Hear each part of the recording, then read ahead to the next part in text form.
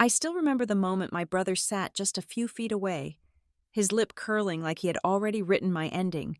The press packed the room, phones raised, waiting for me to be declared bankrupt publicly. But then the judge looked up from the file, stared straight at his lawyer, and asked just one single question. The whole room went dead silent because that inquiry hit exactly what my family had tried to hide for months. My name is Kaylee Carlson, and if the people in this room had their way, that name would be synonymous with failure before the lunch hour struck. I sat at the defendant's table, my hands clasped so tightly together that my knuckles had turned the color of old bone. The air conditioning in the federal courthouse in Phoenix was blasting, a low mechanical hum that tried and failed to scrub the tension from the air, but I could still feel a bead of sweat tracing a slow, cold line down my spine. This was not a normal hearing. This was a spectacle. The gallery behind me was not empty. It was packed with vultures.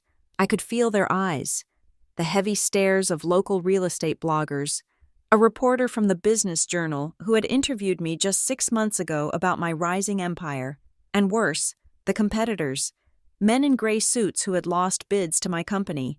Suncrest development partners were now leaning forward in the wooden pews, waiting to see the carcass picked clean. They smelled blood, and the man holding the knife was my own flesh and blood. Mason sat at the plaintiff's table to my right. He looked immaculate. He was wearing a navy suit that I knew cost more than $3,000 because I was the one who had approved the loan he used to buy it, back when I still thought he was capable of gratitude. He was not looking at the judge. He was looking at me. There was a relaxed slope to his shoulders, an ease that made my stomach churn. He looked like a man who had already read the verdict. When the bailiff moved to adjust the microphone, creating a moment of acoustic cover, Mason leaned toward the gap between our tables. He did not shout. He did not look angry. He just smiled, that boyish, charming smile that had fooled every teacher he ever had, and whispered 5 words that cut through the noise of the room. "Dad always said you'd break." I did not flinch. I did not turn to look at him. I stared straight ahead at the wood grain of the judge's bench, but inside, a fire was catching. It was not rage, exactly. It was colder than that. It was the absolute, crystalline realization that the brother I had tried to protect for 34 years was dead. The man sitting next to me was a stranger who wanted to see me beg. Next to Mason sat Damon Crow. I knew Crow by reputation. He was the kind of lawyer you hired when you wanted to scorch the earth. He was currently arranging a stack of file folders on the table with theatrical precision. Snap, snap, snap. He laid them out like tarot cards. He wanted everyone in the room to see the volume of paperwork.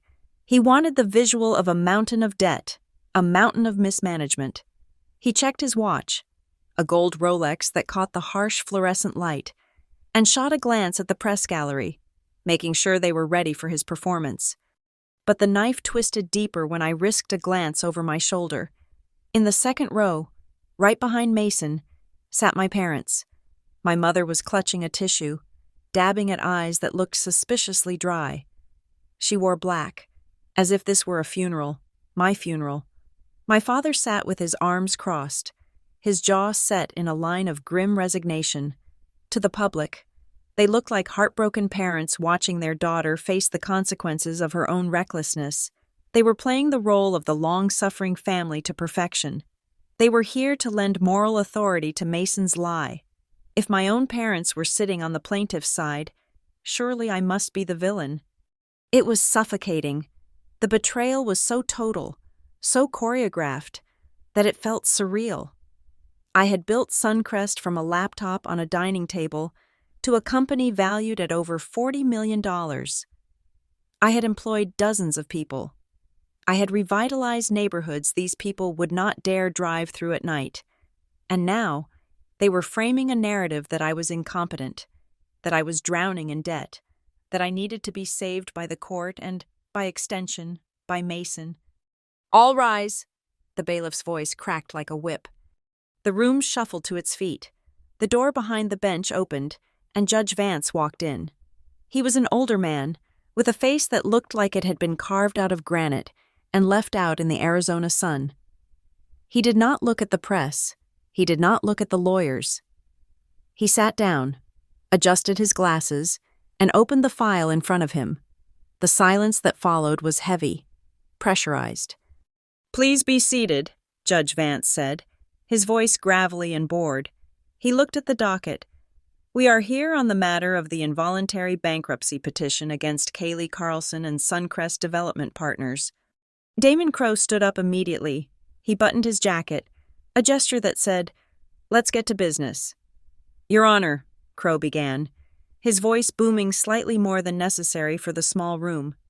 "We are here today because the debtor, Ms. Carlson, has engaged in a pattern of financial obfuscation that endangers not only her creditors but the integrity of the local market. My client, Mr. Mason Carlson, along with other concerned parties, has provided bridge capital that has vanished into a black hole of mismanagement." Mason nodded solemnly beside him. It was a performance worthy of an award. "We are asking the court to enter an order for relief under Chapter 7, Crowe continued. Dropping the nuclear option, Chapter 7, liquidation. They did not want to reorganize my company. They wanted to kill it. They wanted to sell it off for parts. We believe the debtor is hopelessly insolvent and is currently burning through cash at a rate that will leave nothing for the creditors within 30 days. We are requesting the immediate appointment of an interim trustee to seize control of the company's accounts." I heard the scratching of pens on paper. The tapping of fingers on laptop keys from the back of the room accelerated. "Seize control," that was the headline. "Suncrest boss lose reins. Carlson empire crumbles." Crowe was not done. "We have affidavits from family members," he gestured to my parents, "who have witnessed the erratic behavior, the spending, the denial. This is a tragedy, Your Honor, but it is a financial reality we must face." I sat there, stone still. I could feel the heat radiating from Mason. He was practically vibrating with excitement. He thought he had won. He thought that by dragging me into this room, by surrounding me with lies and putting our parents in the audience as props, he had cornered me. He thought the sheer weight of the humiliation would make me fold. He expected me to cry, or to outburst, or to look guilty. But as I looked at Judge Vance, who was flipping through the thick motion Crowe had filed, I did not feel the panic they wanted me to feel. I felt a cold, sharp clarity. I looked at the evidence pile on Crowe's table. I looked at the smug set of Mason's jaw. They had moved too fast. They had tried to make this big and loud and public because they thought shame was my weakness. They did not understand that when you build something from nothing, shame is a luxury you cannot afford. They were so confident in their narrative that they had forgotten the one thing about numbers. Numbers do not have emotions. Numbers do not have parents. Numbers just are. And I knew something they did not. I knew that the harder they swung, the more off balance they were becoming. I kept my face blank, a mask of professional neutrality. Let them talk. Let them preen. Let the reporters type their obituaries for my career. They were so busy planning my funeral that they had not checked if the body was actually dead. To understand why my brother was currently sitting 20 feet away from me, trying to erase my existence with a stack of legal filings. You could not look at the court docket. You had to look at the dining room table in our childhood home on East Camelback Road. That was where the real trial had taken place, week after week, for 3 decades. In the Carlson household, biology was destiny, and destiny was gendered. My father was a man who believed in a very specific kind of order. Men built things, women decorated them, men handled the finances, women spent the allowance. From the time we were old enough to hold silverware, Mason was treated not just as a son, but as the inevitable heir to a kingdom that did not even really exist yet. He was the natural successor. I was just Kaylee. I was the girl with ideas that were cute until they became inconvenient. I remember one dinner vividly. I was 24 years old. I had just finished my master's degree in urban planning, graduating near the top of my class. I had spent 6 weeks preparing a proposal for a small, dilapidated commercial lot in downtown Phoenix that was going for a steal. I had the numbers, I had the sketches, I had a vision for a mixed-use space that would revitalize 2 city blocks. I waited until dessert was served, cherry pie, my father's favorite, to slide the folder across the mahogany table. My father did not even wipe his mouth.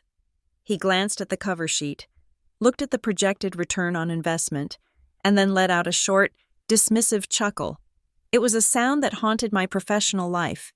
It was the sound of a man who thought you were playing dress-up in his clothes.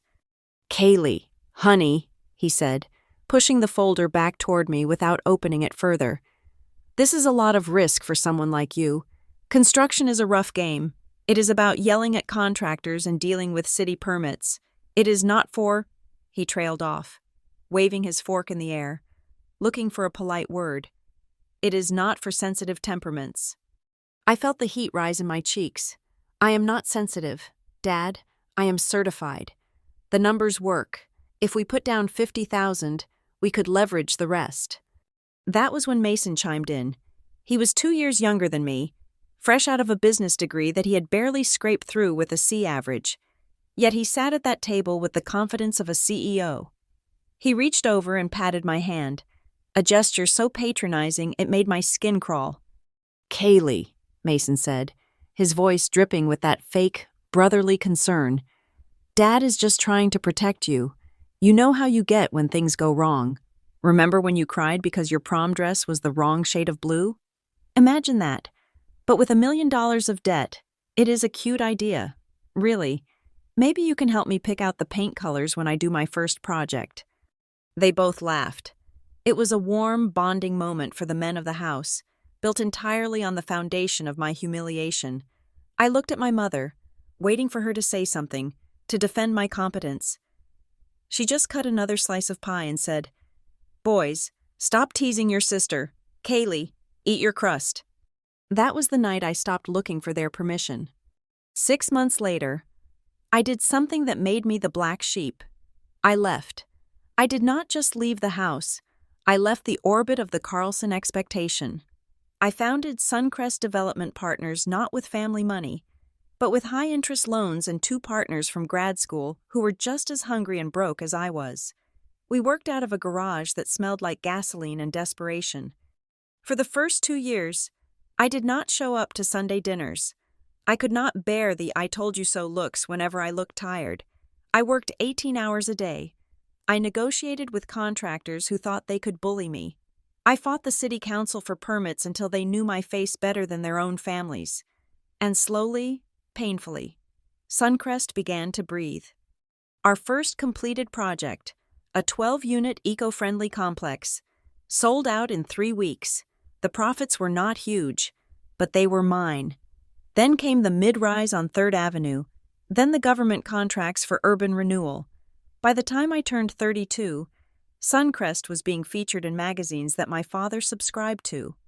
I thought, foolishly, that success would change the dynamic. I thought if I came back to the table not as a girl with ideas, but as a CEO with a portfolio, they would finally respect me. I was wrong. Success did not bring respect. It brought something far more dangerous. It happened at Thanksgiving, 2 years ago. I had just closed a deal for the Riverline Renewal Initiative, a massive project that was going to change the skyline. I arrived at my parents' house in my new car, wearing a suit that cost more than Mason's first car. The atmosphere in the house was brittle. Mason was there, of course. He had been working for Dad's small consultancy firm, managing safe, boring assets that barely beat inflation. He looked at me, and for the first time, I saw the mask slip. We were in the kitchen. I was pouring a glass of wine. Mason leaned against the counter, swirling his drink. "Riverline, huh?" he said. "That is a big bite. Kaylee?" "It is a big opportunity," I replied, trying to keep it light. "We are excited."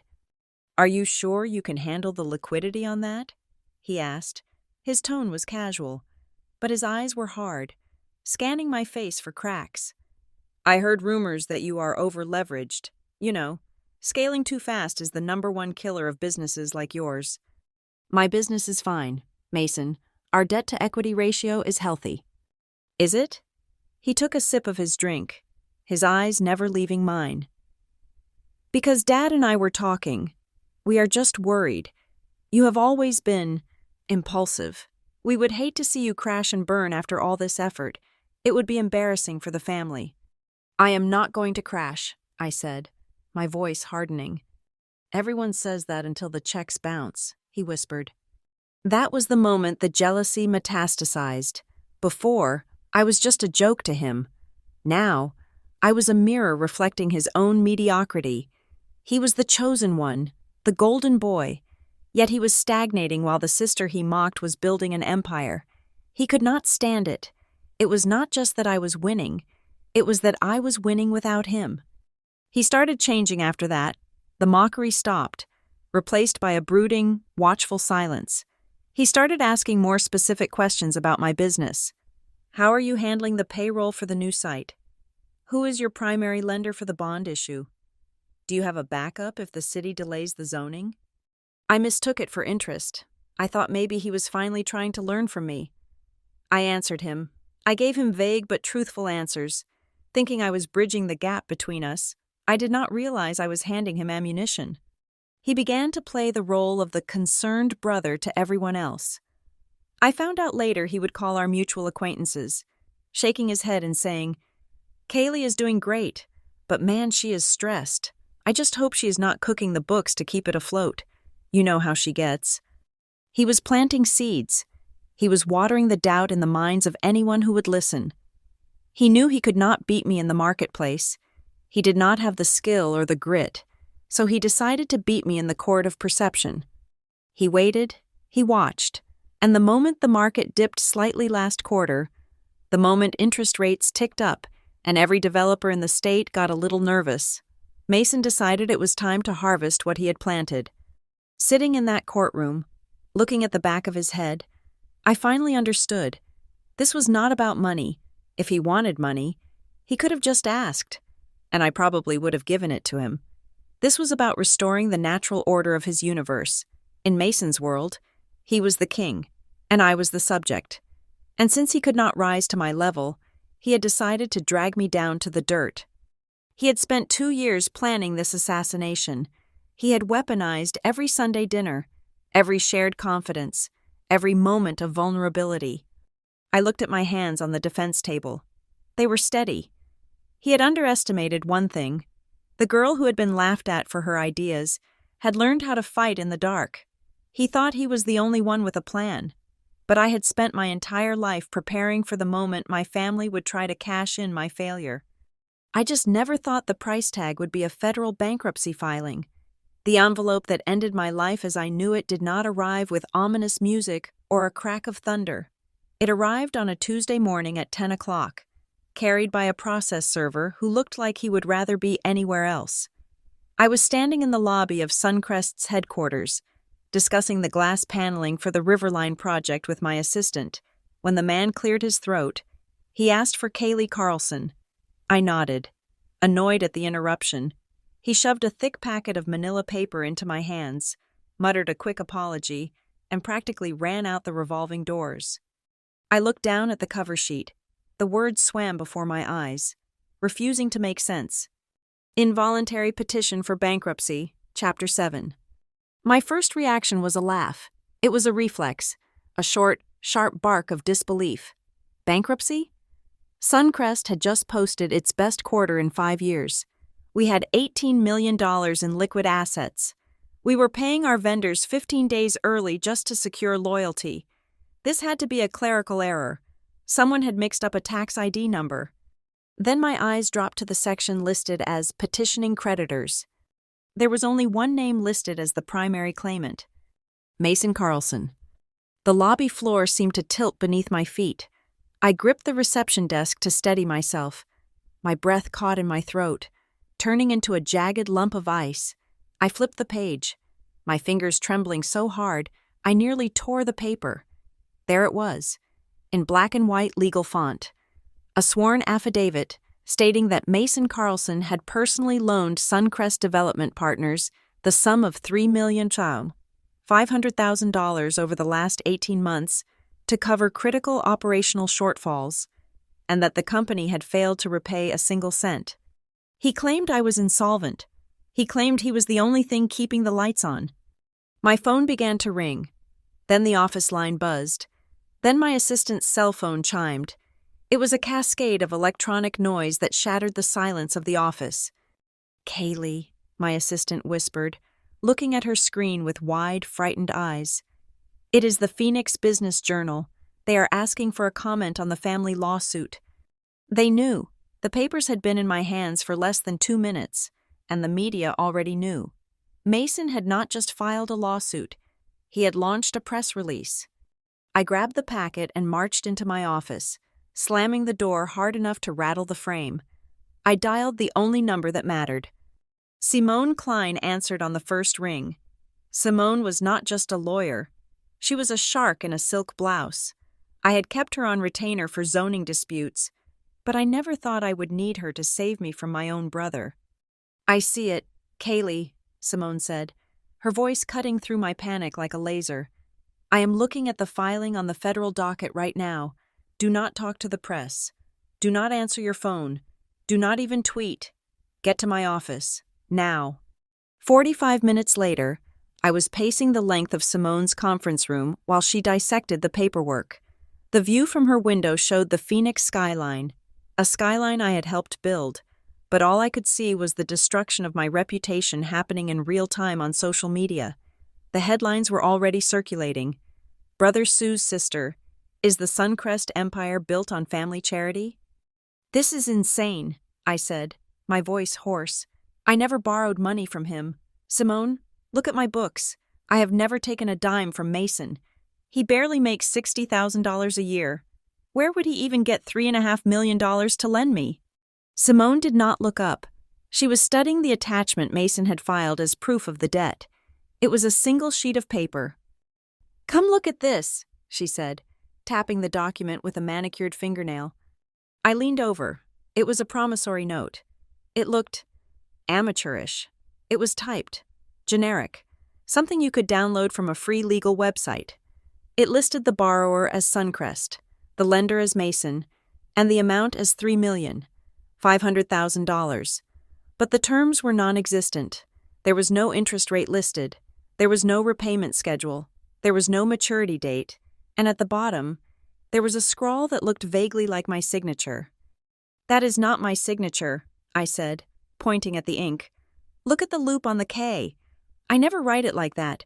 And who lends $3 million without a maturity date? This is a napkin contract. It is garbage." "It is garbage," Simone agreed, sitting back and taking off her glasses. "But it is dangerous garbage. In federal court, an involuntary bankruptcy petition is like a grenade. Once the pin is pulled, the damage is done regardless of the truth. By filing this, he has triggered an automatic stay. He is signaling to the world that you are broke. Your credit lines with the bank? They are going to freeze them by this afternoon. Your bonding agency for the construction sites? They will pull your coverage tomorrow morning. You cannot pour concrete without insurance. Kaylee." I sank into the leather chair, the gravity of the situation crushing me. "He is trying to choke the company." "No," Simone said, her eyes dark. "He is not trying to choke it. He is trying to steal it." She spun the file around to face me. "Read the prayer for relief. He is asking the court to appoint an interim trustee immediately because of suspected fraud and mismanagement. Do you know what happens if a trustee is appointed?" I shook my head. "You lose the keys," Simone said, her voice dropping to a whisper. "The court takes over. The trustee fires you. The trustee seizes the bank accounts. And then, because the company is distressed, the trustee looks for a buyer to liquidate the assets quickly. And who do you think will be standing there, ready to buy your $40 million company for pennies on the dollar with the help of some silent backers?" "Mason," I breathed. "Mason," she confirmed. "Or whoever is pulling Mason's strings. This is a hostile takeover disguised as a family intervention. He does not need to prove the debt is real yet. He just needs to create enough chaos and doubt that the court gets nervous and takes the company away from you for its own protection while they investigate. By the time we prove the signature is fake, Suncrest will be gutted." My stomach turned over. I thought of the emails I had received just last week from Mason. He had been asking about my stress levels, asking if I needed a break. I can help you shoulder the load. Kaylee. He wasn't offering to help. He was measuring me for a coffin. What do we do? I asked. Do we settle? If I pay him off. If you pay him off, you are admitting the debt is valid, Simone snapped. You are admitting you borrowed millions from your brother to stay afloat. Your investors will flee. Your reputation will be trash. You will be the girl who needed her little brother to bail her out. You will never sign another government contract again. So we fight. We fight, Simone said. But you need to understand the cost. To fight this, we have to go to trial. We have to prove he is lying. That means opening your books to the public. That means dragging your parents into deposition. Because I guarantee you they are corroborating his story. It means the next 3 weeks will be a public circus.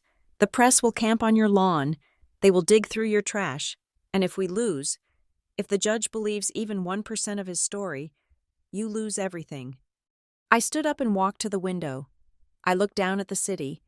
I thought about the humiliation of the past 30 years, the snide comments at dinner, the way my father looked at Mason with hope and at me with tolerance. They wanted me to be small. They wanted me to be the failure they always predicted I would be. Mason was counting on me to be rational. He was counting on me to cut a check to make the embarrassment go away. He thought I would pay $3 million to save my dignity. But he had forgotten who I was. I was the one who worked out of a garage. I was the one who walked construction sites in the mud. I did not buy my way out of problems. I worked through them. File the response, I said, not turning around. Kaylee, are you sure? Simone asked softly. This is going to get ugly. Your parents. My parents chose their side, I said, turning to face her. The fear was gone, replaced by a cold, hard anger that felt like armor. Mason wants to claim he owns me? Fine. Let him stand in front of a federal judge and prove it. I am not giving him a cent. I am not giving him a single share of my stock. If he wants a war, I will give him a war. Simone smiled. A sharp, dangerous smile. Good answer. Now, let's find out where he got the money to hire a lawyer like Damon Crowe. Because we both know Mason does not have the cash for a retainer on a firm like that. He doesn't, I said, a realization dawning on me. Mason has been complaining about his credit card debt for 2 years. Exactly, Simone said, pulling a fresh legal pad toward her. So who is paying for the bullet he is shooting at you? That question hung in the air, heavy and ominous. The betrayal was not just Mason. He was the face of it. But someone else was the wallet.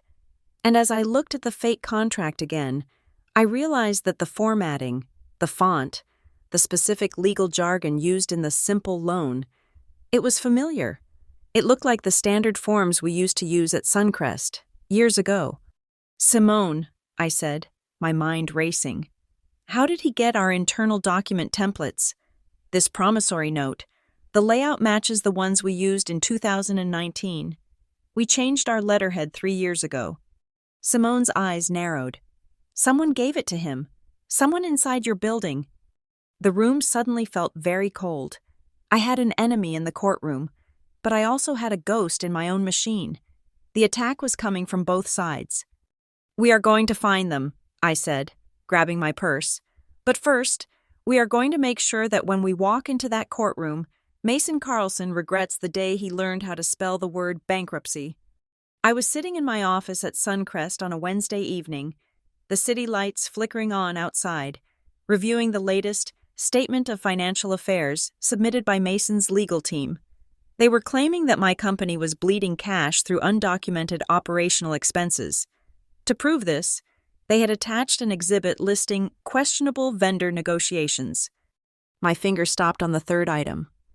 Dispute with Apex Concrete regarding a 4% variance in foundation grading costs. The air in my office seemed to vanish.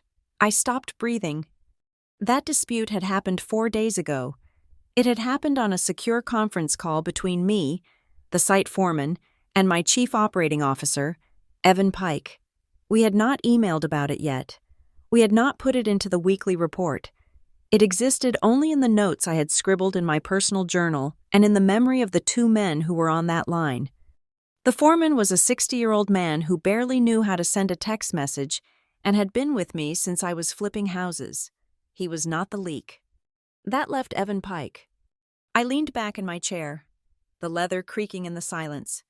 Evan, the man I had poached from a top-tier firm 3 years ago, the man who had stood at my side during the zoning wars, who had toasted with champagne when we broke ground on the Riverline project.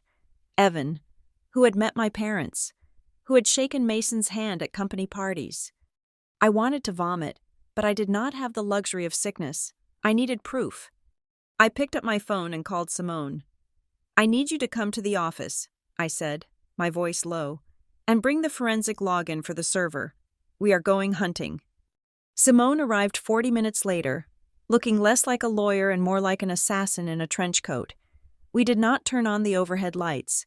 We sat in the glow of my monitors, accessing the back-end administrative logs of the Suncrest internal network.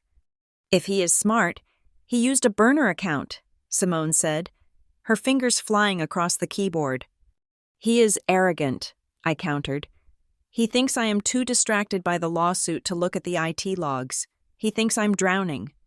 "Here," Simone said, pointing to a line of text that highlighted in red. "User ID, E. Pike, login time, Sunday morning, 3:14 a.m. Sunday morning, the day before Mason filed the petition. "What did he access?" I asked, leaning closer. "He bypassed the active project folders," Simone murmured, reading the data stream. "He went straight to the archive. He opened historical loan agreements 2019 to 2021. Then he opened vendor disputes. Then he accessed the executive compensation file. It was a shopping list. Evan had gone into the system in the middle of the night and handpicked the exact documents Mason needed to construct his narrative of a failing company. He was not just answering questions for my brother. He was curating the evidence. "He is feeding them," I said, the betrayal tasting like copper in my mouth. "Mason does not know business. He would not know what to look for. Evan is guiding him. Evan is telling Damon Crowe exactly where to hit to cause the most damage." "We have the logs," Simone said, her face grim. "We can fire him for cause immediately, unauthorized access, breach of fiduciary duty. We can have security escort him out within the hour." "No," I said, staring at the screen. "Logs are circumstantial. He will say he was working late. He will say he was preparing a defense for me. If I fire him now, he goes to Mason's side openly. He becomes a martyr. I need something undeniable. I need to catch him handing them a smoking gun." "You want to set a trap," Simone said, a slow smile spreading across her face. "I want to feed him a poison pill," I corrected. The next morning, I called an emergency strategy meeting. I kept the circle tight. Just me, the chief financial officer, and Evan Pike. Evan walked in looking perfectly composed. He wore his usual crisp gray suit, holding a cup of coffee, looking every inch the loyal lieutenant. "How are you holding up, Kaylee?" he asked, his voice full of that same fake concern I had heard from my brother. "The press coverage is brutal today." "It is going to get worse," I said, letting my shoulders slump. I rubbed my temples, acting the part of the exhausted, defeated leader. "I was reviewing the books last night. There is something Mason does not know about yet, but if he finds it, we are dead." Evan sat down, his posture sharpening. "What is it?" I looked at the CFO, a woman named Sarah, who I had briefed 10 minutes ago and who was a better actor than I gave her credit for. She nodded solemnly. "The EPA inspection on the West Side site." I lied. "We missed a compliance filing for the groundwater runoff. I got a notice from the agency yesterday. They are threatening a fine, a big one, $250,000.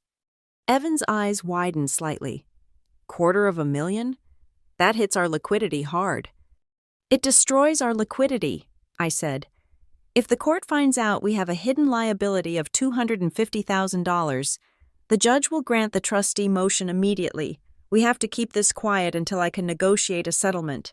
It is not on the books yet. No one knows but us." My lips are sealed, Kaylee, Evan said. He looked me right in the eye. We will figure this out. I watched him closely. I watched the way his hand tightened around his coffee cup. I watched the way he glanced at his watch, calculating how soon he could step out to make a call. Thank you, Evan, I said. I knew I could count on you. The wait was the hardest part. For the next 48 hours, I had to walk past Evan's office and smile. I had to sit in meetings with him and listen to him talk about protecting the company, while I knew he was holding a dagger behind his back. I checked the federal court docket every hour. Thursday afternoon, at 2 o'clock, the notification pinged on my laptop. Supplemental motion in support of appointment of trustee filed by creditor Mason Carlson. I opened the document. My heart was hammering against my ribs, not from fear, but from the adrenaline of the kill. I scrolled down to paragraph 14. There it was. Creditor has received credible information that the debtor is concealing significant regulatory liabilities, specifically an undisclosed environmental penalty regarding the Westside property estimated at $250,000. This concealment further demonstrates the debtor's dishonesty and inability to manage financial obligations. I sat back, a cold laugh escaping my throat. There was no EPA fine. There was no groundwater issue. The figure of $250,000 existed nowhere in the world, except in the lie I had told Evan Pike in that conference room. Mason had not just cited a vague rumor, he had cited the exact number. I printed the document. I picked up the printed server logs showing Evan's late-night login. I stapled them together. I walked into Simone's office. She was working out of Suncrest's conference room for the duration of the crisis, and dropped the stack on the table. He took the bait, I said. Simone picked up the motion, read the paragraph, and looked up at me. We have him. This proves collusion. It proves Mason has an inside source who is feeding him false information to manipulate the court proceedings. It proves more than that, I said, pacing the room. It proves this is not about a debt. Mason did not lend me money. If he had lent me money, he would be worried about getting repaid. He would not be trying to destroy the company's value by inventing EPA fines. A real creditor wants the company to succeed so they can get their cash. A saboteur wants the company to fail. Evan is not just a leak, Simone realized. He is a partner. Mason promised him something. Maybe your job? Mason promised him the CEO chair once I'm removed. I said. It was the only logic that fit. Evan was ambitious, but he was blocked by me. If Mason took over as the owner via the bankruptcy, he would need someone to run the place. Who better than the man who helped him steal it? This changes the strategy for the hearing, Simone said, her eyes gleaming. We do not just defend you anymore. We go on the offensive. We use this to impeach their entire case. Not yet, I said. We wait for the courtroom.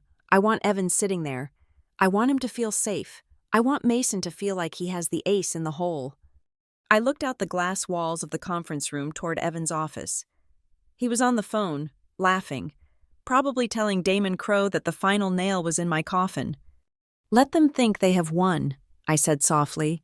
Let them walk into that courtroom thinking they are the hunters, because they have no idea that they just handed me the weapon I'm going to use to execute them.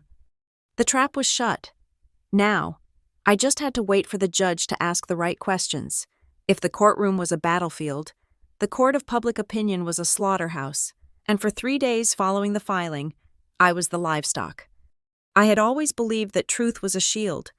I thought that if you paid your bills, treated people fairly, and built solid buildings, rumors could not hurt you. I was naive. In the age of the 24-hour news cycle, truth is irrelevant. The only thing that matters is the narrative, and Mason had written a masterpiece of a tragedy. I sat in the passenger seat of Simone's car, watching the landscape of Phoenix blur past. I could not drive my own car. Reporters were camped at the end of my driveway. They were parked outside the Suncrest headquarters. One particularly aggressive photographer had even tried to scale the fence of my backyard to get a shot of the disgraced CEO. Don't look at your phone, Simone said, her eyes on the road. I looked anyway. The headline on the local business portal screamed, "Suncrest Crisis. Family steps in to save development giant from CEO's financial ruin." Below it was a video clip. It was Mason. He was standing on the steps of the courthouse, looking impeccably groomed and devastatingly sad. He was not angry. If he had been angry, people might have questioned his motives. Instead, he looked like a man carrying the weight of the world. "We love Kaylee," Mason said to the cluster of microphones, his voice trembling just enough to sound authentic. "This is not about money. This is about an intervention. We have watched her struggle for months. We have tried to help privately. The debt is just a symptom of a deeper problem. We just want to stop the bleeding before she loses everything she has worked for." He paused, looking down at his shoes before looking back up with wet eyes. "We just want our sister back." I threw the phone onto the floorboard.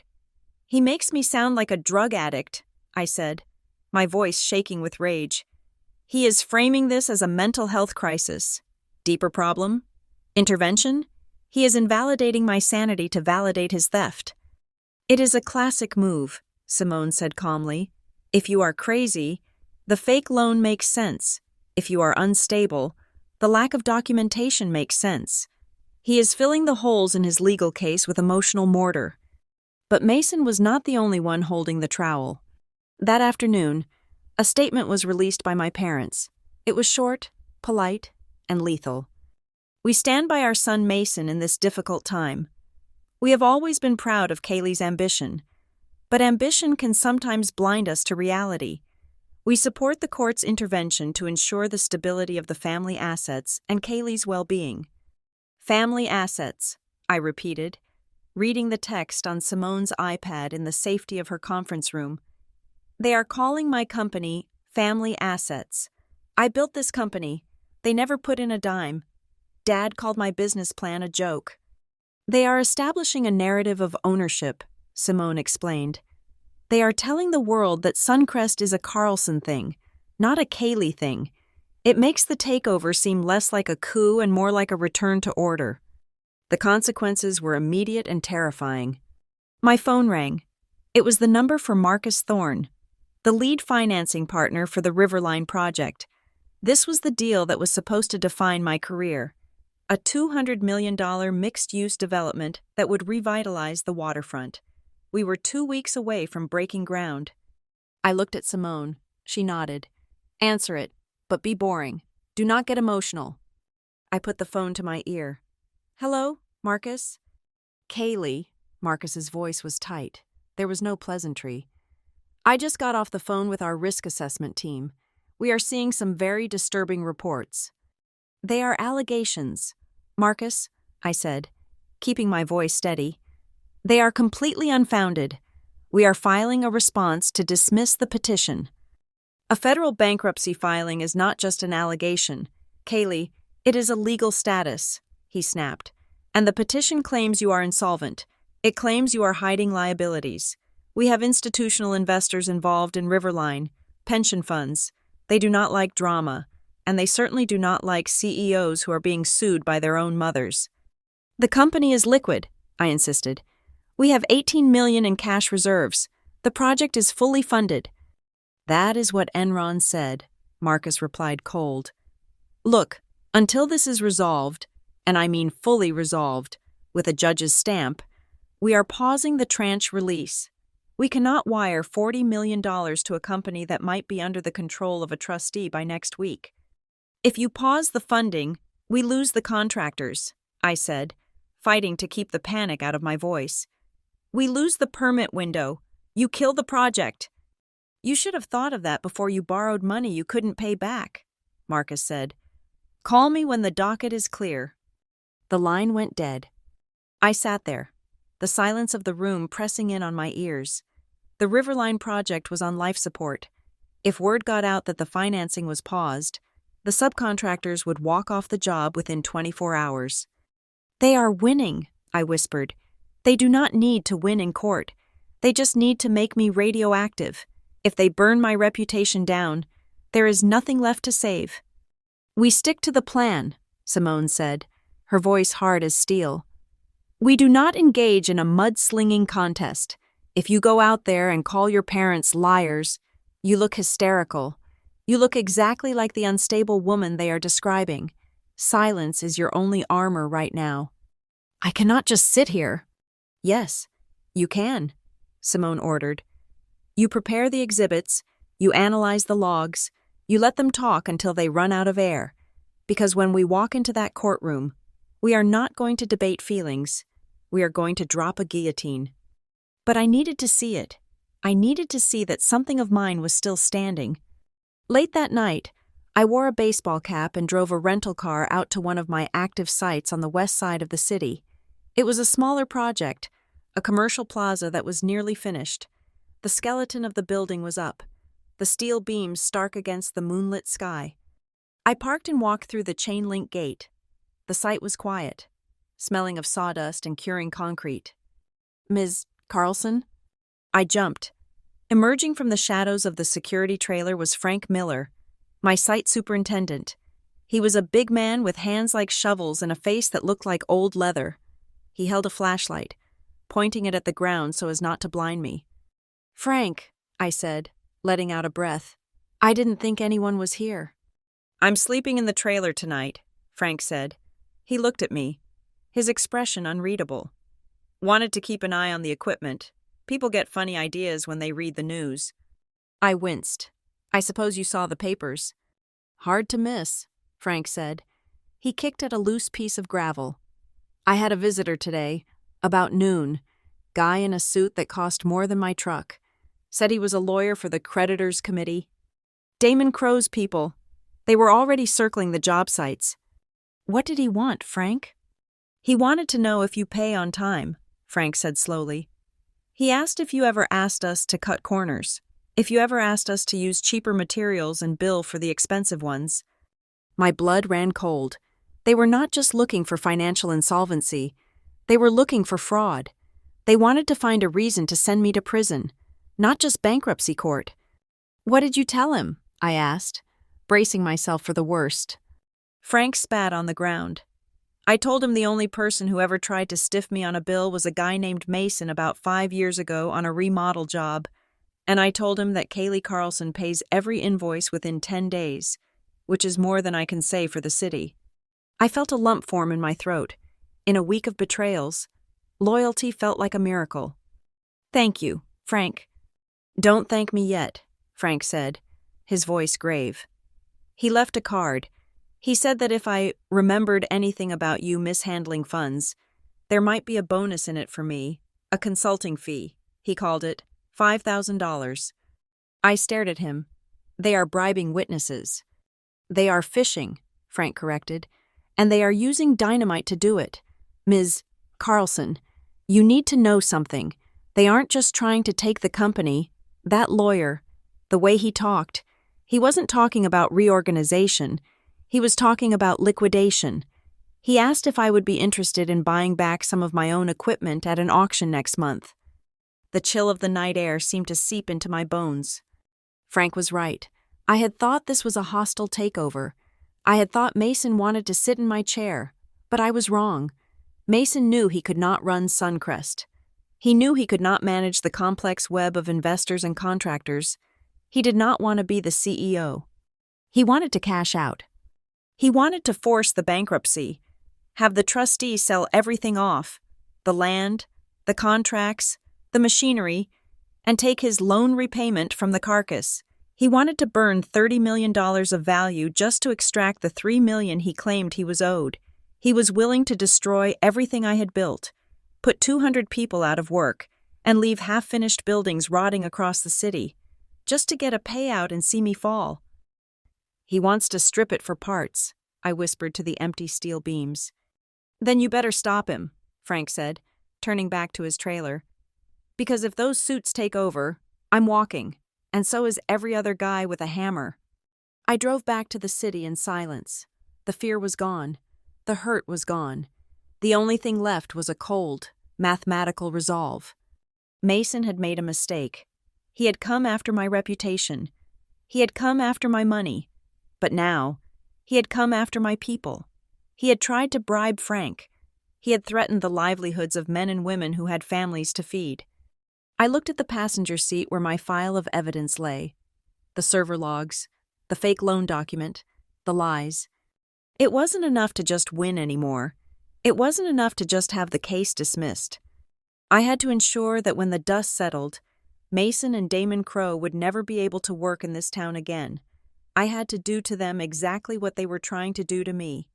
I picked up my phone and dialed Simone, ignoring the time. It was 1 o'clock in the morning. "Kaylee?" her sleepy voice answered. "Add a counterclaim to the motion," I said.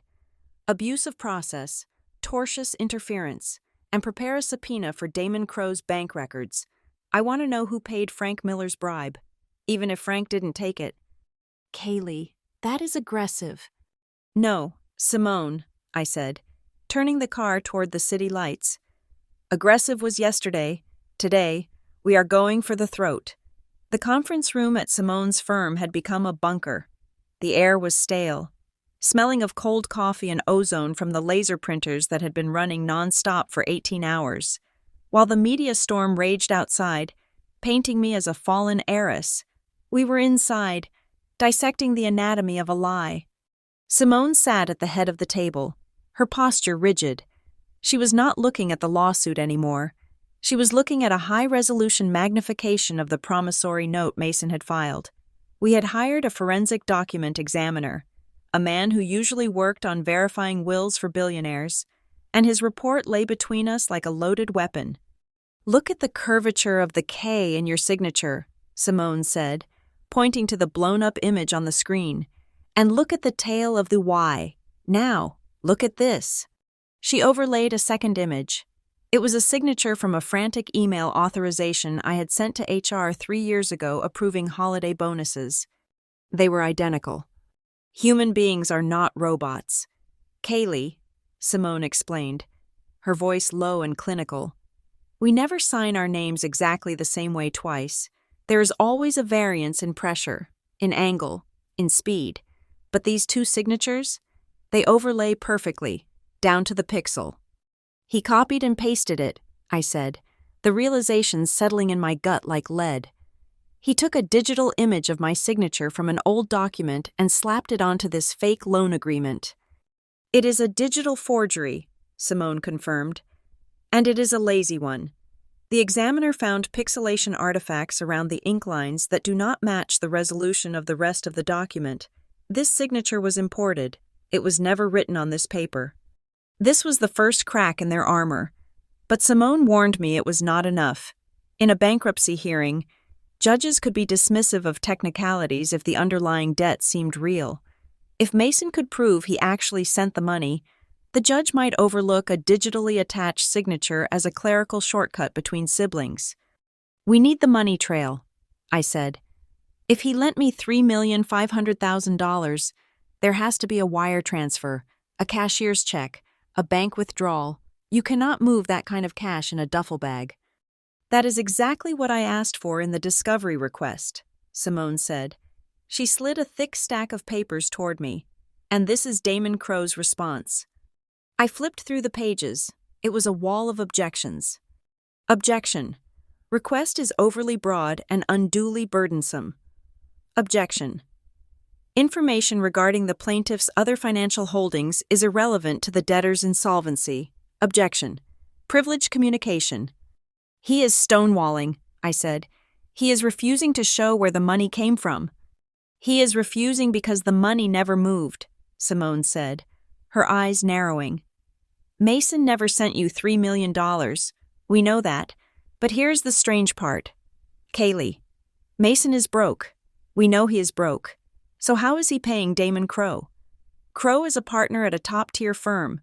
His retainer alone is $50,000. His hourly rate is $800. Mason has been litigation active for 3 weeks. That is a legal bill pushing $100,000 already." I stopped. I had been so focused on the fake debt that I had not asked the most basic question. Who was funding the war? "Maybe Mom and Dad?" I suggested, though I doubted it. My parents were comfortable, but they were frugal. They would not drain their retirement accounts to pay a lawyer unless they were guaranteed a return. "I checked," Simone said. "Your parents have not liquidated any major assets. no second mortgages, no stock sales. So, I started digging into Mason's recent filings, not the lawsuit, his personal business filings. Simone tapped her keyboard, and a new document appeared on the screen. It was a corporate registration from the Nevada Secretary of State, dated just 4 months ago. Obsidian Distressed Asset Management, LLC. What is this? I asked. It is a shell company, Simone said. Generic, no website, no listed phone number, but look at the manager. Mason Carlson. Okay, I said, trying to follow the thread. So Mason started a company.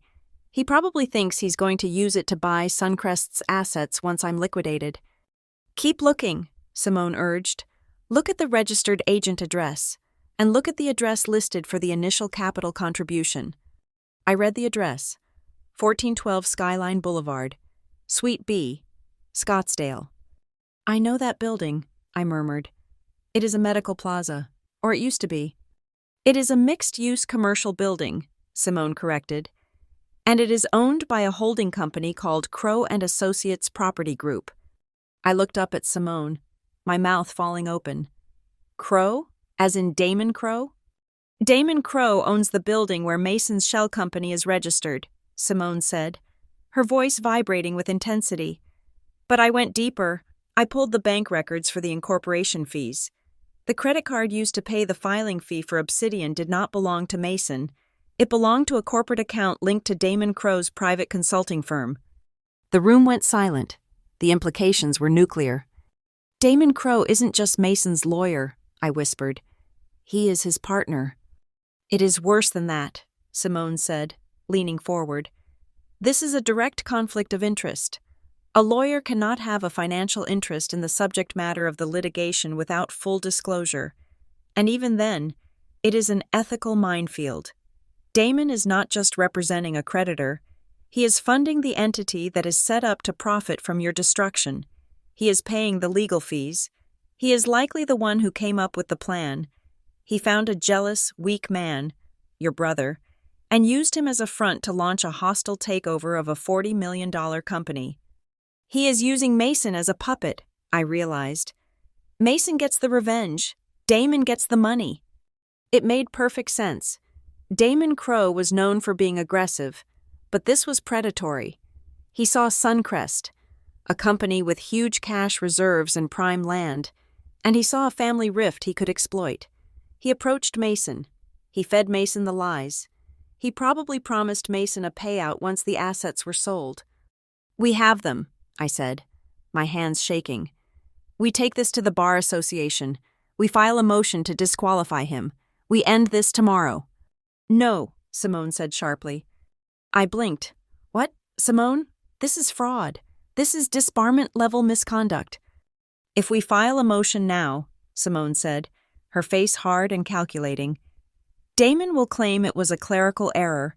He will say he just helped a client set up an entity as a favor. He will withdraw from the case to avoid the appearance of impropriety. He will replace himself with another lawyer, and the lawsuit will continue. Mason will still claim the debt is real. We will be back to fighting about signatures and hearsay. So what do? We wait, Simone said. We let them walk into that courtroom. We let Damon Crow stand before a federal judge and state on the record that he is an independent counsel representing a legitimate creditor. We let him commit perjury. We let him lie to the court. She stood up and walked to the whiteboard. Picking up a red marker, she drew a circle around the date of the hearing. We have to get them under oath, she explained. I will ask Damon about his financial relationship with the plaintiff. He will lie, because telling the truth destroys his case. And once he lies on the record, then we drop the Obsidian documents. Then we drop the credit card receipts. You want to ambush him, I said. I want to bury him, Simone corrected. If we do this right, we do not just win the case. We strip Damon Crow of his license. We expose the conspiracy, and we show the judge that this entire bankruptcy petition is an abuse of the judicial system. It was a gamble. It meant enduring another week of humiliation. It meant letting the press run more stories about my financial collapse. It meant watching my parents sit in that courtroom, thinking they were winning, while I held the grenade that would blow up their son's future. But as I looked at the fake signature on the screen, the signature of the sister who had tried to help Mason, who had loved him, who was now being hunted by him, I realized I had no mercy left. "Do it," I said. "Seal the documents. Do not let them know we know. Let Damon think he is the smartest man in the room. He will walk into that hearing thinking it is an execution," Simone said, closing the file. "It will be," I replied, "just not mine." The trap was set. The forensic evidence was ready. The hidden financial link was uncovered. Now, all we had to do was survive the next 168 hours without cracking, while the world waited for Kaylee Carlson to fall apart. Little did they know. I was just waiting for my turn to speak. The bailiff called the court to order, and the sound of the gavel hitting the wood block echoed like a gunshot in a canyon. I took a deep breath, inhaling the scent of lemon polish and old dust that permeated the federal courtroom. This was it, the culmination of weeks of terror, sleepless nights, and the systematic dismantling of my life by the people I shared DNA with. Judge Vance looked over his reading glasses at the packed room. He seemed unimpressed by the circus atmosphere. "Mr. Crow," he said, his voice dry as parchment, "you may proceed with your opening statement regarding the involuntary petition." Damon Crow stood up. He did not walk to the podium immediately. He took a moment to button his jacket, smooth his tie, and place a hand on Mason's shoulder. It was a calculated gesture, designed to show solidarity, to paint a picture of a protector shielding a victim. "Your Honor," Damon began, his voice dropping to a register that vibrated with manufactured gravitas. "Bankruptcy court is usually a place of cold numbers. It is a place of ledgers and deficits. But today, we are not just looking at a failing company, we are looking at a failing family." He turned to the gallery, making eye contact with the reporters in the front row. "My client, Mason Carlson, did not want to be here. No brother wants to drag his sister into court.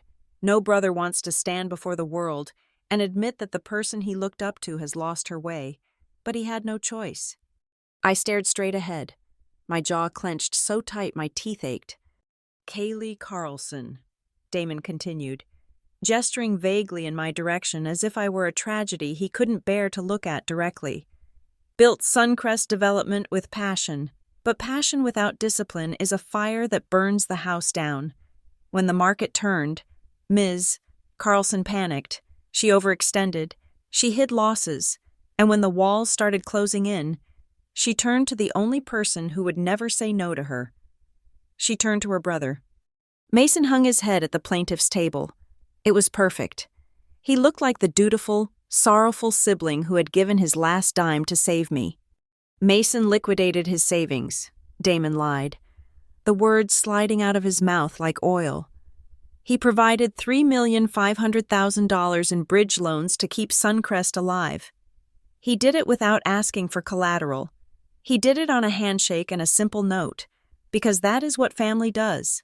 But now, the money is gone, the company is insolvent, and Ms. Carlson refuses to answer his calls. We are not here to punish her. Your Honor, we are here to stop the bleeding. We are asking for the appointment of a trustee to secure what little value remains before it is all lost to mismanagement." He sat down. A murmur went through the room. I could hear the scratching of pens. Brother saves sister. Sister betrays brother. It was a compelling story. It was emotional. It was human. And it was completely false. Mason looked over at me. For a split second, the sorrow dropped from his face, replaced by a smirk of pure triumph. He winked, a tiny, almost imperceptible twitch of his eyelid. "Got you," that wink said. Judge Vance turned to our table. "Ms. Klein?" Simone stood up. She did not button her jacket. She did not touch my shoulder. She walked to the podium with a stride that was all business. She placed a single heavy binder on the stand. The thud was loud enough to silence the murmurs in the gallery. "Your Honor," Simone said, her voice clear and cutting, "Mr. Crow tells a moving story. It has drama. It has heartbreak. It has a hero and a villain." She paused, looking directly at Damon. The only problem is that there is not a single ounce of truth in the story he just told. Damon stiffened. Mason's smirk faltered. We are not here to discuss family dynamics, Simone continued. We are here to discuss math, and the math does not support the fiction the plaintiff is trying to sell. She opened the binder. We have submitted into evidence Exhibit A through Exhibit F. These are the certified, audited financial statements of Suncrest Development Partners for the last 24 months. They are not summaries. They are the raw data, verified by independent forensic accountants. Objection, Damon called out, half rising. Relevance. The issue is the specific debt to my client. Overruled, Judge Vance said, leaning forward. Go on, Ms. Klein. Thank you, Your Honor, Simone said. If you look at page 4, you will see that Suncrest currently holds $18,400,000 in liquid cash reserves. We have 0 delinquent accounts with any major vendor. Our debt-to-equity ratio is well below the industry standard. This is not an insolvent company. Your Honor, this is a fortress. The reporters in the back row stopped typing. They were looking at each other. A bankrupt company does not have $18 million in the bank. Furthermore, Simone said, turning the page, we address the alleged debt. Mr. Crow claims his client lent my client $3,500,000. That is a significant sum. In the modern banking world, money of that magnitude leaves a footprint. It leaves a crater. She turned to look at Mason. He was not looking down anymore. He was staring at her, his face pale. We have requested, repeatedly, proof of the transfer, Simone said. A wire confirmation, a canceled check, a bank statement showing the withdrawal from Mr. Carlson's account and the deposit into Suncrest's account. We have received nothing. She turned back to the judge. We have received nothing because the transfer never happened. There is no debt. There is only a forged promissory note and a desperate attempt to hijack a successful company through the abuse of this court's power. The atmosphere in the room shifted violently. The air was sucked out. The sympathy that had been directed at Mason moments ago evaporated, replaced by a sudden, sharp skepticism. Judge Vance took off his glasses. He picked up the promissory note from his file, the one with the digital signature we had analyzed. He looked at it for a long moment, then looked at Damon Crow. Mr. Crow, the judge said. His voice was quiet, but it carried a weight that made the windows rattle. Yes, Your Honor? Damon stood up, but he looked less tall than he had 5 minutes ago. Ms. Klein raises a valid point, Judge Vance said. $3.5 million is not pocket change. You don't hand that over in $20 bills in a parking lot. Where is the transaction record? Damon cleared his throat. Your Honor, as we stated in our briefs, the transfer was unconventional. It was a series of personal transfers and cash infusions over a period of 18 months. My client, he keeps his finances private. He keeps them so private they are invisible? The judge asked. It was not a joke. The promissory note is the proof of the debt, Your Honor. Damon insisted, his voice rising slightly. The debtor signed it. That acknowledges receipt of funds. The method of transfer is secondary to the contractual obligation. The method of transfer is everything in a bankruptcy fraud hearing, Judge Vance snapped. You are asking me to liquidate a company that claims to have $18 million in the bank, based on a debt you cannot prove was ever funded? Mason shifted in his seat. He leaned over and whispered frantically to Damon. Damon ignored him, keeping his eyes on the judge. We can provide affidavits from family members who witnessed the financial discussions, Damon offered weakly. I do not want stories, Mr. Crow, Judge Vance said, his eyes narrowing. I want bank records. Does your client have a bank account that shows he ever possessed $3 million to begin with? Mason froze. I watched him. I saw the blood drain from his face. He didn't have $3 million. He never had. He barely had $3,000 in his checking account most months. He realized, in that moment, that the story wasn't enough. The court demanded receipts, and he was empty-handed. My parents, sitting in the row behind him, looked confused. My father leaned forward, whispering something to my mother. They had believed Mason. They had believed his lie that he had helped me. Now, hearing that he couldn't prove the money existed, doubt was starting to creep into their eyes. Simone remained silent. She let the silence stretch. She knew that every second Damon Crowe stood there without producing a piece of paper was a nail in their coffin. "I am going to ask you one more time," Judge Vance said, his voice dropping to a dangerous chill. "Do you have any objective evidence that funds moved from Mason Carlson to Suncrest Development Partners? Yes or no?" Damon Crowe looked at Mason. Mason looked at the table. "Not at this specific moment, Your Honor," Damon said.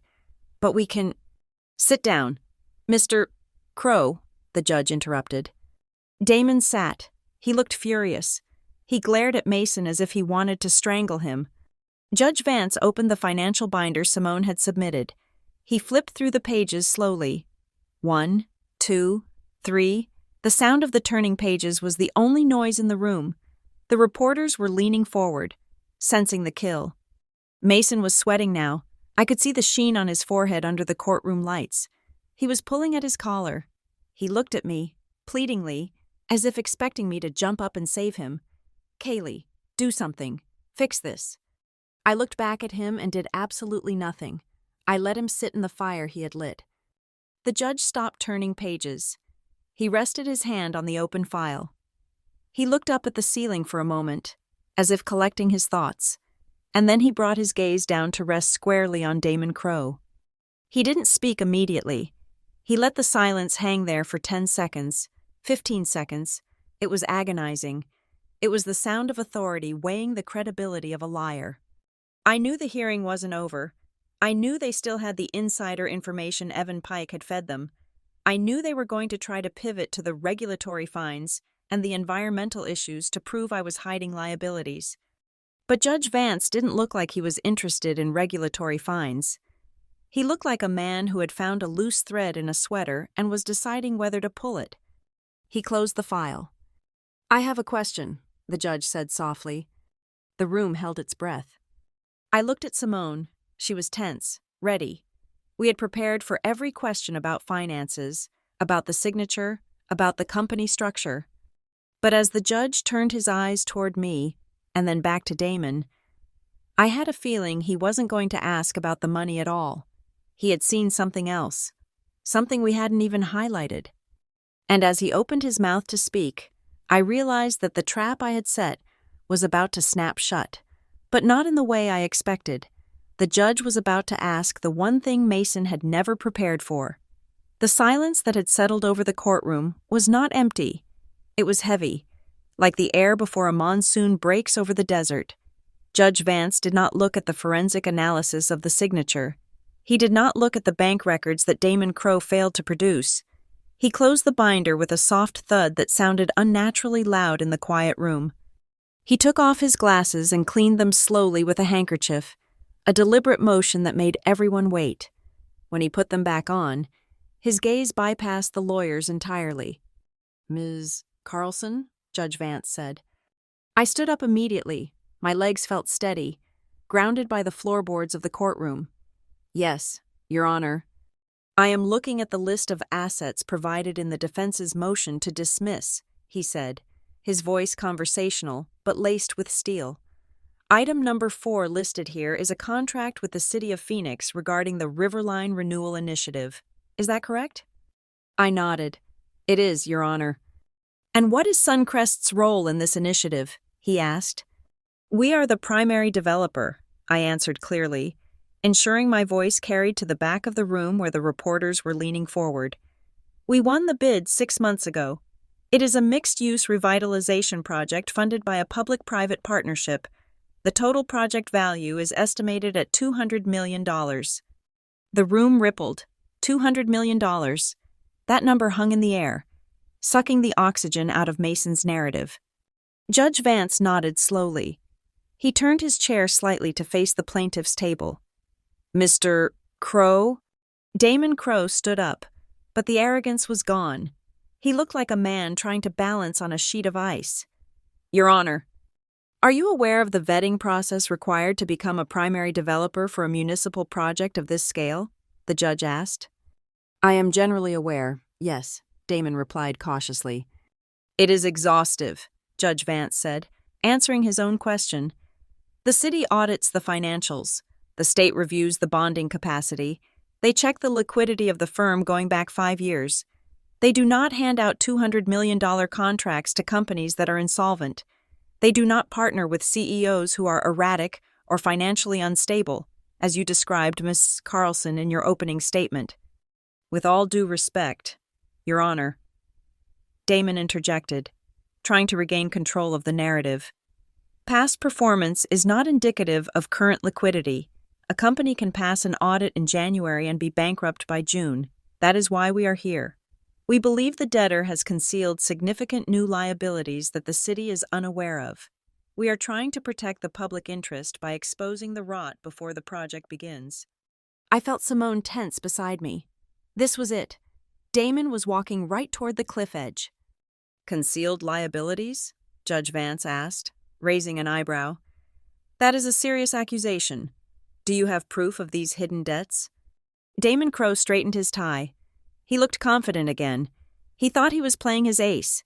He thought he was about to reveal the secret that would prove I was a fraud. He looked at Mason, and Mason gave him a small, encouraging nod. They believed the lie. They believed the poison pill I had fed them. We do, Your Honor, Damon said, his voice ringing with theatrical concern. We have received credible intelligence from a source within Suncrest's executive leadership. It has come to our attention that the debtor is facing a massive, undisclosed regulatory penalty, specifically an EPA fine regarding groundwater contamination at the Westside commercial site. The press gallery went wild with typing. EPA fine, environmental disaster, cover-up. And the amount of this alleged fine? Judge Vance asked. $250,000, Damon stated firmly. This liability is not on the books. It has been hidden from investors, hidden from the city, and hidden from the court. It proves that Ms. Carlson is operating fraudulently. I looked at Simone. She didn't smile. She didn't blink. She just reached into her briefcase and pulled out a single, thin file folder. It was red. Your Honor, Simone said, her voice cutting through the murmur of the room like a scalpel. May I approach the bench? You may, Judge Vance said. Damon looked confused. He expected an argument. He expected me to deny it. He did not expect us to have a document ready. Simone walked to the bench and handed the file to the judge, then handed a copy to Damon Crowe. What is this? Damon asked, flipping it open. Your Honor. Simone addressed the court, standing tall. The plaintiff claims my client is hiding an EPA fine of $250,000. He claims this information came from a credible source inside the company. She turned to face the gallery, then turned back to the judge. There is no EPA fine, Simone said. There is no groundwater contamination. The Westside site passed its environmental inspection with a perfect score 3 weeks ago. The certificate is the first page in that folder. Damon froze. He looked at the paper in his hand. But, Simone continued, her voice dropping lower, darker. The figure of $250,000, that is a very specific number. It is interesting that Mr. Crowe cited that exact amount. Where did this number come from then? Judge Vance asked, looking from the certificate to Damon. It came from a lie, Simone said. A lie that Ms. Carlson told to exactly one person. On Tuesday morning, Ms. Carlson held a private meeting with her chief operating officer, Evan Pike. In that meeting, and nowhere else, she fabricated a story about a $250,000 EPA fine. She did not write it down. She did not email it.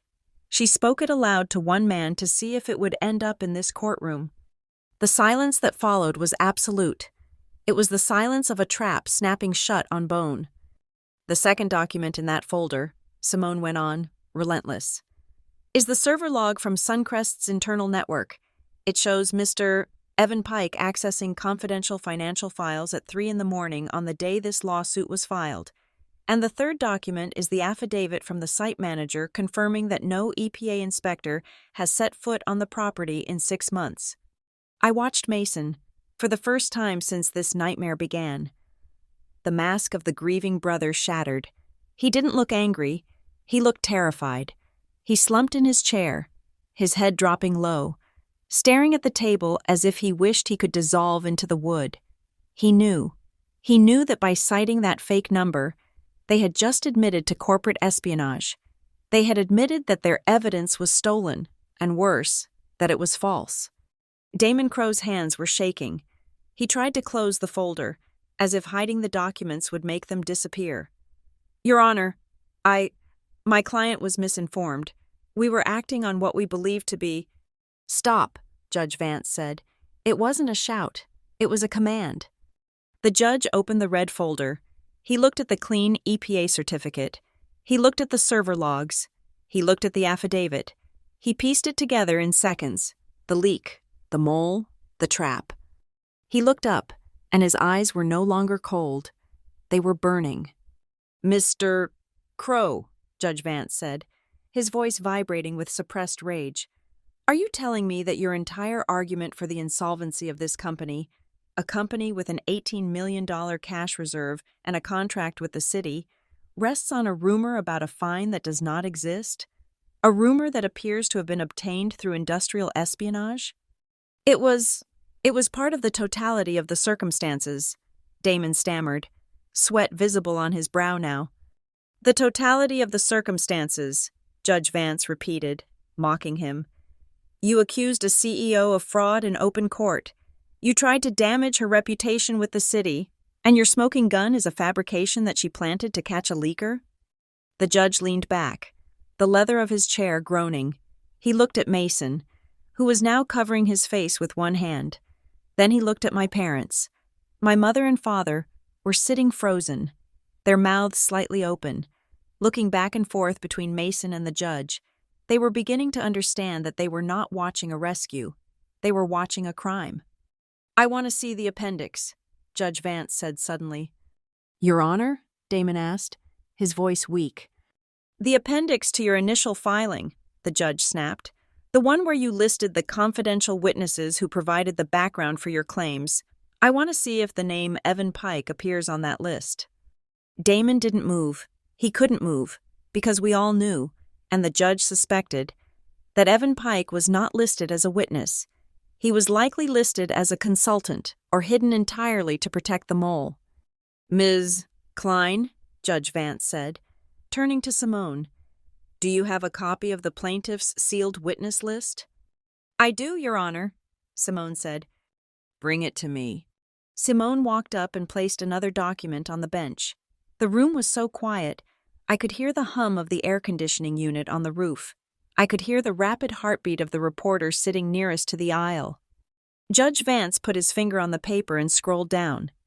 He stopped. He looked up at Damon Crow with a look of pure disgust. You didn't list him as a witness, Judge Vance said quietly. You listed him as a future executive consultant for the post-bankruptcy entity. The air left the room. It was suffocating. The judge had just found the quid pro quo.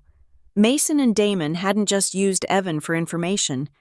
They had promised him a job. They had promised him my job. They had planned to carve up my company and hand the pieces to the man who betrayed me. So, Judge Vance said, closing the file slowly, this isn't a bankruptcy petition, is it, Mr. Crow? Damon opened his mouth, but no sound came out. It is a raid, Judge Vance whispered. It is a hostile takeover using my courtroom as a weapon. I looked at Mason.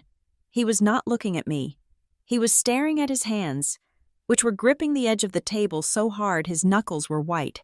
He was small, he was petty, and he was caught. The judge turned to the court reporter.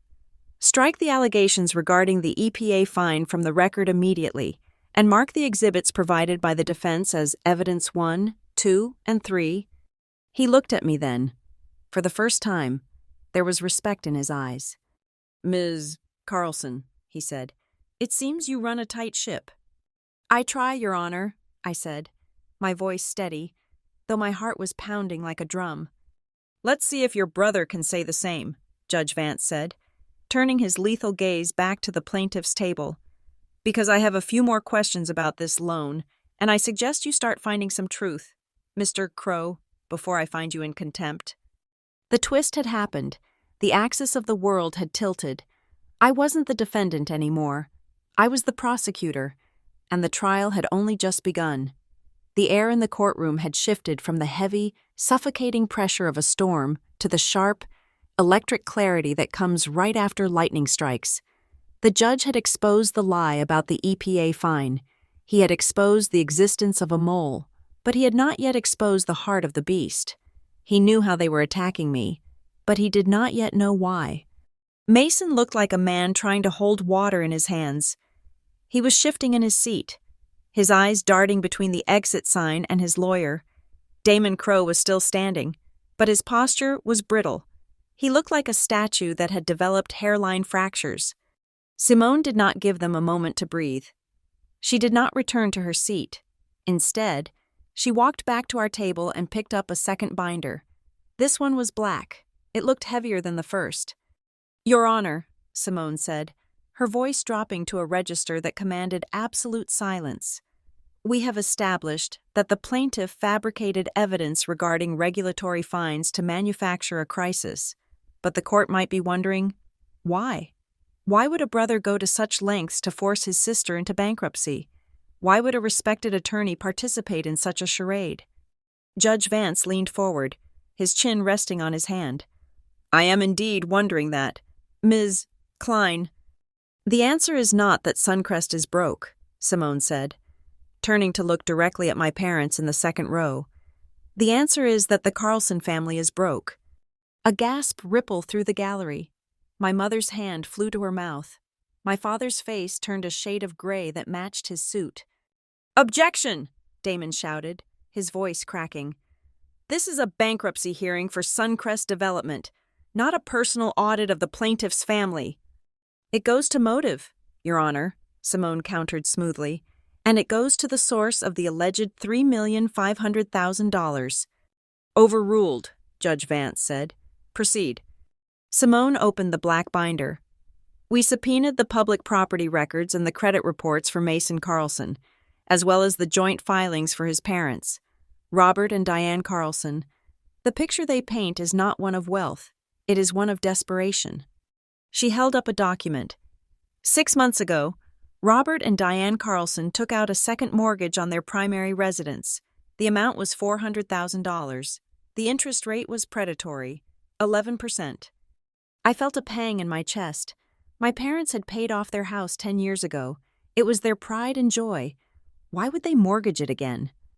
3 months ago, Simone continued, flipping the page, Mason Carlson liquidated his entire 401k. He took the tax penalty. He cashed out $70,000. 2 weeks later, he maxed out 3 separate credit cards. She turned to the judge. "Your Honor, the plaintiff claims he lent my client $3.5 million. But the reality is that the plaintiff and his backers are currently carrying a combined debt load of nearly $1 million. They are drowning. They did not come here to save Suncrest. They came here to loot it." Mason slammed his hand on the table. "That is a lie. I manage the family trust. We are fine." "There is no trust, Mason," Simone said softly. She didn't shout. She just stated it like a fact about the weather. "We checked. The family trust you have been bragging about for years, it is empty. You drained it making bad bets on cryptocurrency and high-risk derivatives 2 years ago. You lost your parents' retirement money, and now you need a way to fill the hole before they find out the truth." My father stood up. He actually stood up in the middle of the court.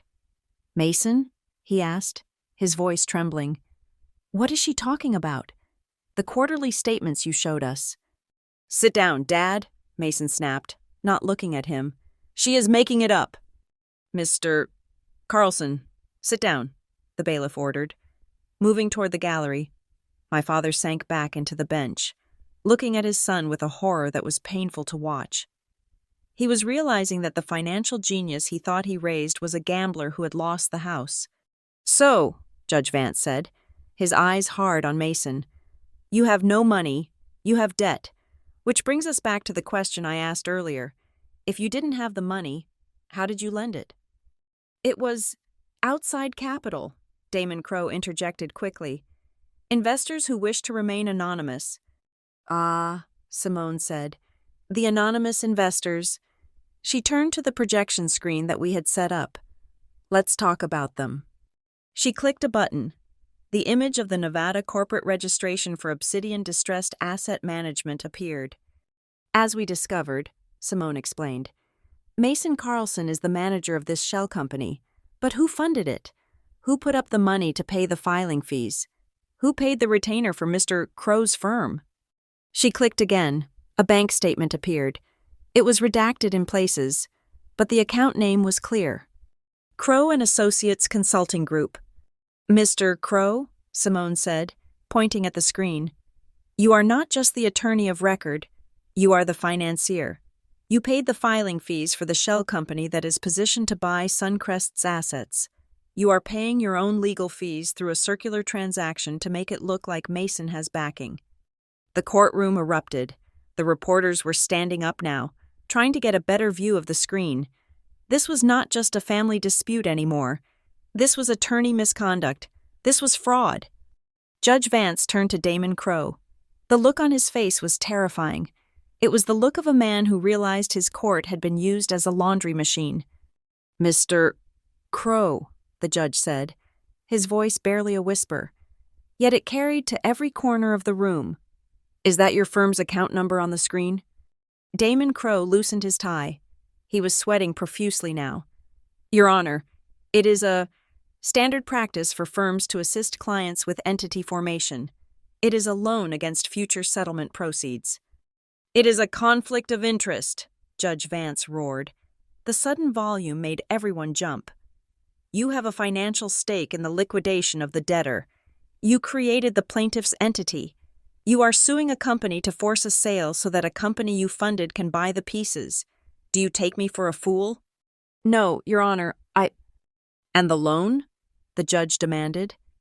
The $3.5 million. It doesn't exist, does it? It is a phantom number you put on a piece of paper to reach the insolvency threshold for a federal filing. Damon didn't answer. He couldn't. You fabricated a debt, the judge continued, relentless. You forged a signature. You planted a mole, Mr.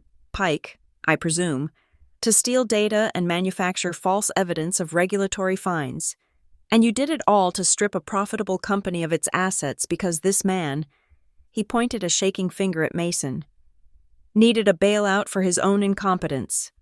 Mason couldn't take it anymore. The pressure, the exposure, the humiliation of his father watching him, it all snapped. He stood up, knocking his chair backward. It clattered loudly on the floor. It should have been mine, Mason screamed. The room went dead silent. Mason wasn't looking at the judge. He was looking at me. His face was twisted into a mask of pure, unadulterated hatred. You were just the assistant, he yelled, his voice echoing off the high ceilings. I was the one who went to business school. I was the one Dad groomed. You were supposed to get married and play house. You weren't supposed to build a $40 million company. Mason, Damon hissed, trying to grab his arm. Shut up. Mason shook him off. No, I am tired of hearing how great Kaylee is. Kaylee pays her bills. Kaylee is a visionary. She is nothing. She got lucky. And I am sitting there, managing pennies, while she drives around in a luxury car that should have been mine. Suncrest was my idea. I talked about development at the dinner table for years. She stole my life. I looked at him. I didn't feel angry anymore. I felt a profound, hollow sadness. He truly believed it. He believed that my hard work, my sleepless nights, my risks, they were all things I had stolen from him. He thought success was a birthright he had been denied, not a mountain he had refused to climb. I didn't steal anything, Mason, I said quietly. I built it, while you were waiting for someone to hand it to you. You selfish witch! Mason lunged toward the table. 2 federal marshals were on him in a second. They grabbed him by the arms and forced him back. Order! Judge Vance shouted, banging his gavel. Order in this court. One more outburst, Mr. Carlson, and you will be in a holding cell before you can blink. Mason was breathing hard, his chest heaving.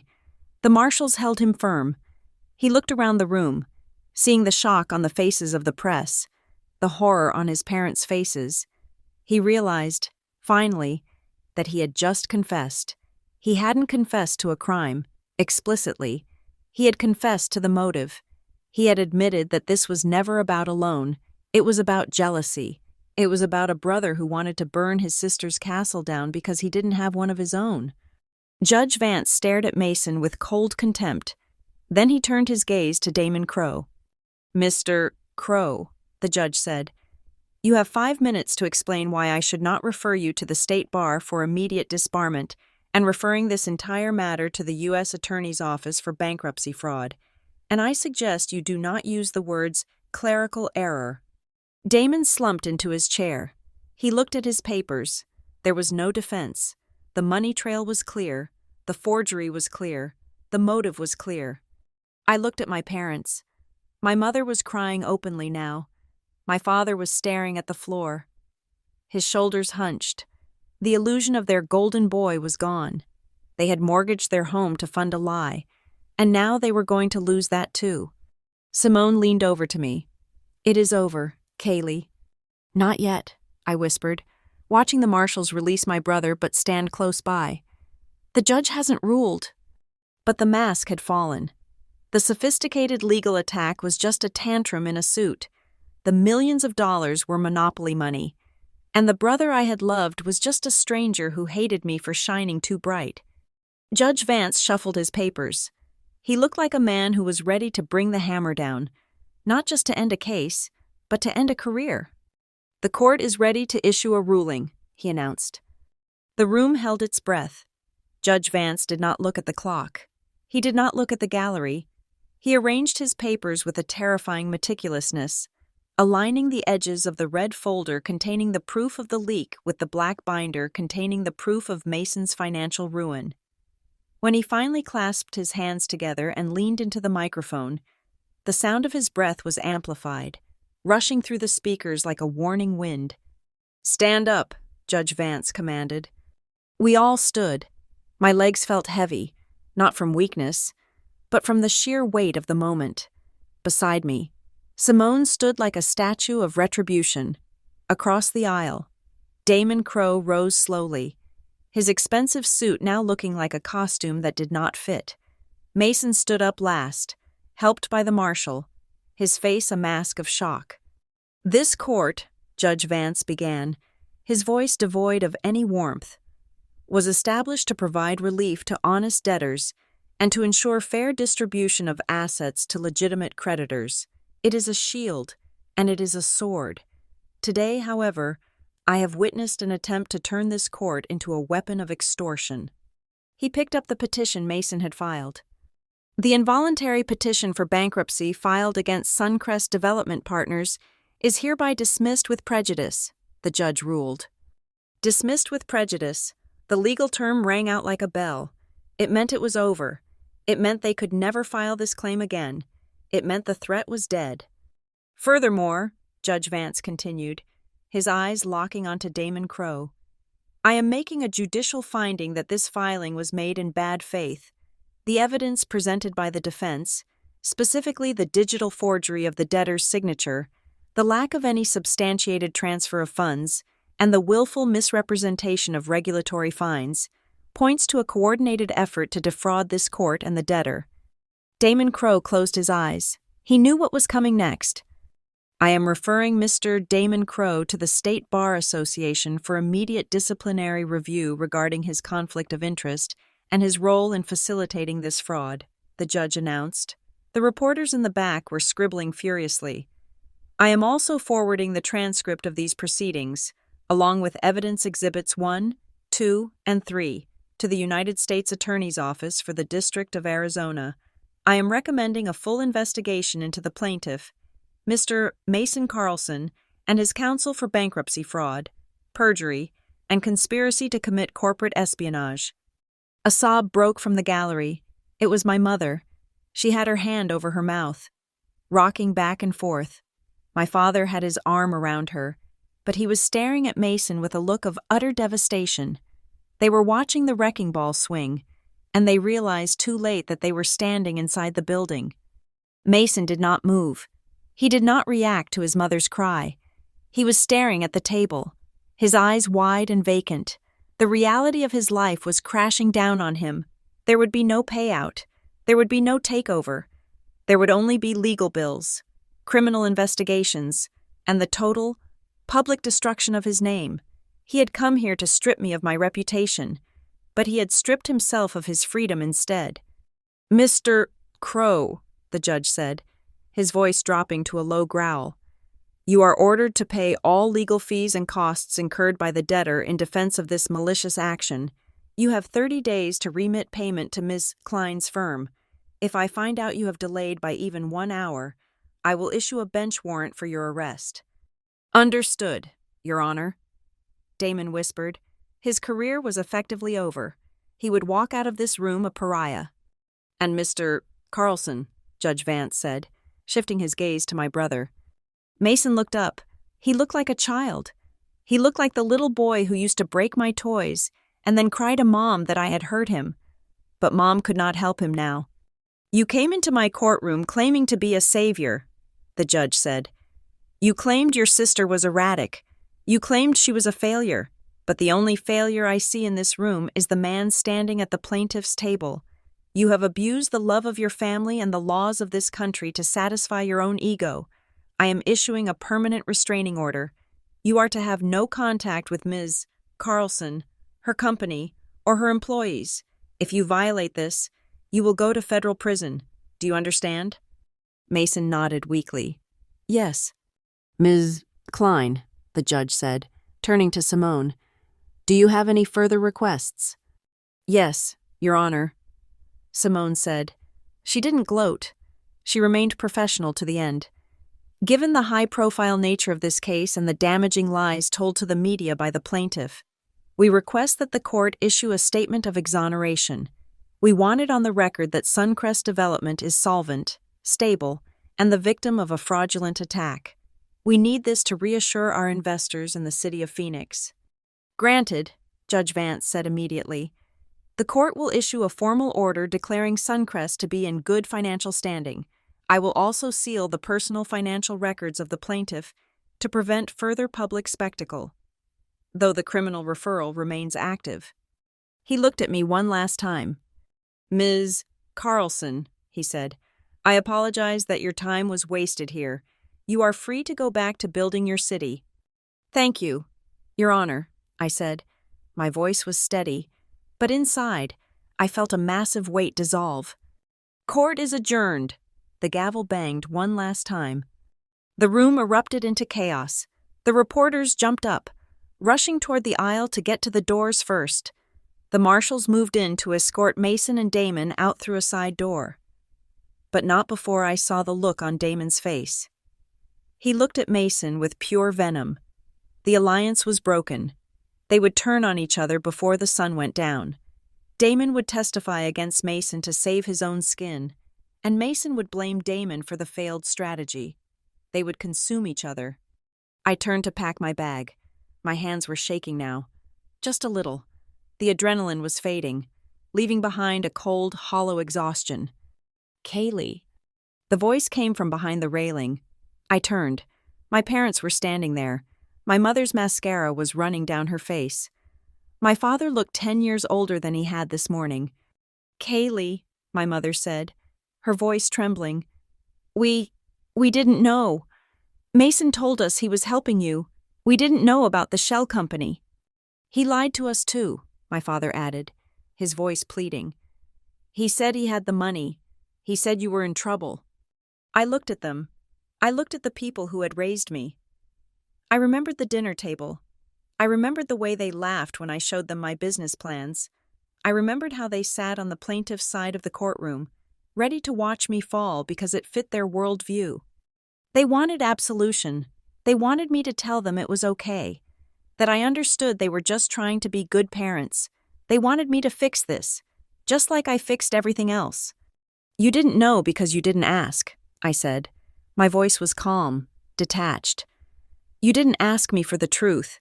You assumed I was failing because that is what you always expected of me. You believed Mason because he is the son, and I am just the daughter. Kaylee, please, my mother wept. He is your brother. He is going to be in so much trouble. We might lose the house. I know, I said. I heard the lawyer. You mortgaged the house to fund this lawsuit. You paid for your own destruction. Can't you help? My father asked. You have the company. You have millions. Just help us fix the legal fees. Help Mason with a lawyer. I picked up my bag. I looked at Simone, who was waiting for me by the gate. She gave me a small nod. No, I said to my parents. They recoiled as if I had slapped them. I am not the bank, I said, and I am not the family fixer. I am the CEO of Suncrest Development, and I have a city to build. I turned my back on them. I heard my mother calling my name, a desperate, wailing sound, but I did not stop. I walked through the gate. I walked down the aisle. The doors to the hallway burst open. The flashbulbs blinded me for a second. A wall of microphones was thrust into my face.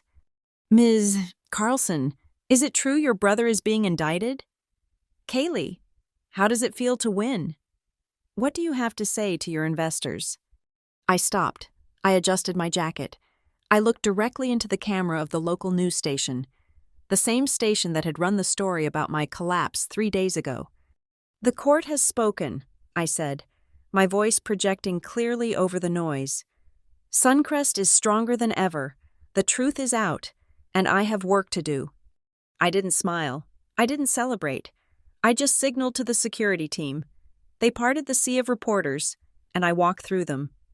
As I stepped out of the courthouse into the blinding Arizona heat, I took a deep breath. The air smelled of asphalt and exhaust, but to me, it smelled like freedom. I checked my phone. I had missed calls from Marcus Thorne. I had emails from the city council. The news was already spreading. The funding was back. The project was safe. I was alone. My family was gone, consumed by the fire they had lit for me. But as I looked at the skyline in the distance, at the cranes waiting for my command, I realized I wasn't empty. I was free. Mason had tried to bury me. He forgot that I was a seed. Thank you so much for listening to my story. I would love to know where you are tuning in from. So please drop a comment below, and let's get a conversation started. If you enjoyed seeing justice served cold, please make sure to subscribe to the Lila Revenge Stories channel. Smash that like button and hit the hype button to help this story reach even more people.